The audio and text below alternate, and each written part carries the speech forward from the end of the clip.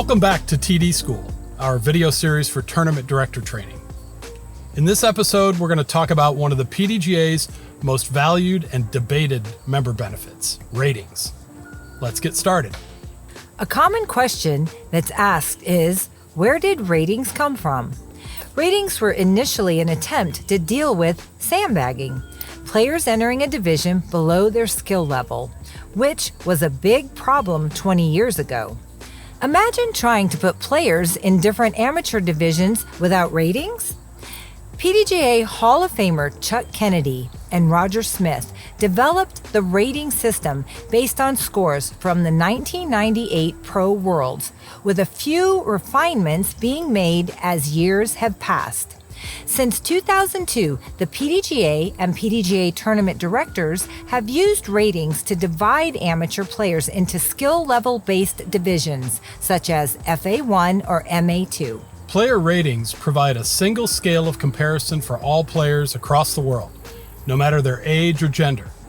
You can use your player rating as a handicap to compare yourself to other players from juniors up to the best touring pros. Your PDGA player rating is a number that shows how close your average scores are compared to the course rating, called the Scratch Scoring Average, or SSA, of the courses you've played in competition. Players who average the SSA on courses played will have a rating of 1,000. But how is it calculated? While the algorithm is incredibly complex, the theory it follows goes like this. In order to calculate how well you played a course, we first need to determine how hard that course is.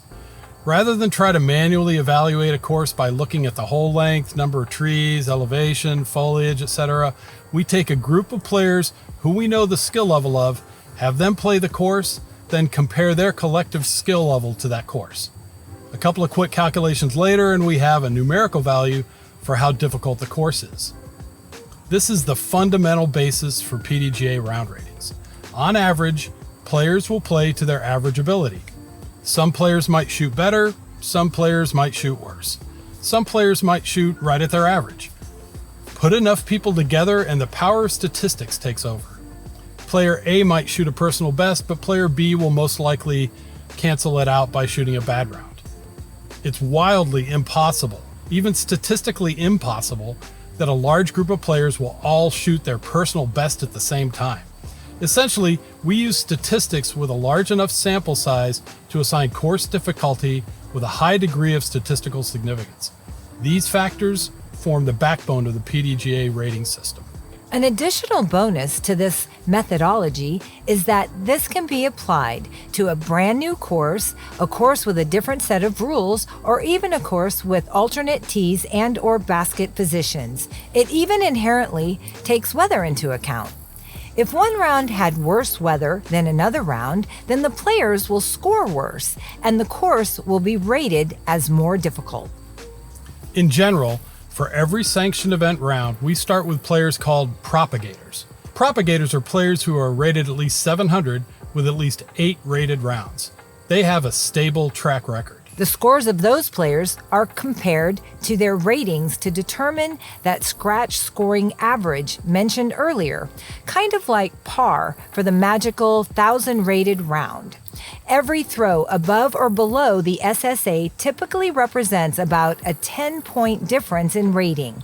For example, if the SSA for a particular round is 50, then a score of 51 would be rated about 990. That 10-point difference can be higher or lower for courses with other than 18 holes, or if the course is very hard or very easy. The round rating that shows up immediately on the results page when you enter scores are called unofficial ratings. These are generated on the fly with everyone who played the same layout during the same round. If your tournament is using the same layout for 2 rounds, you might see that 2 rounds produces slightly different ratings.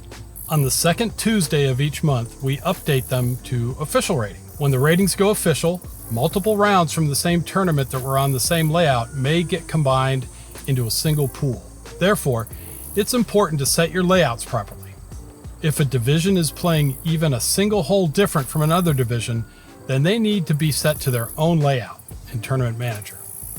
When you're submitting your event report, you can write some notes on the TD Notes section. Let us know relevant factors that may come up, like if the weather was different between rounds, or if two layouts are the same except for one T-pad position. Remember that the rating system works best when it has a large amount of data to work with.